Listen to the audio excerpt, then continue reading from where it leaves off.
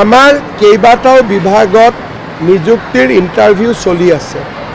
প্ৰাথমিক শিক্ষা বিভাগত ৪,০০০তকৈও বেছি শিক্ষকৰ নিযুক্তি।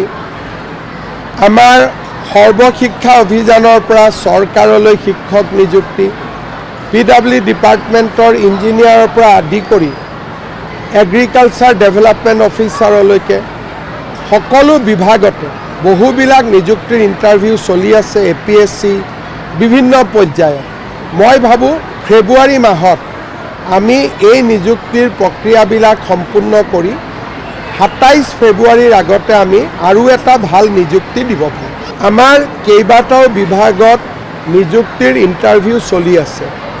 প্ৰাথমিক শিক্ষা বিভাগত ৪,০০০তকৈও বেছি শিক্ষকৰ নিযুক্তি।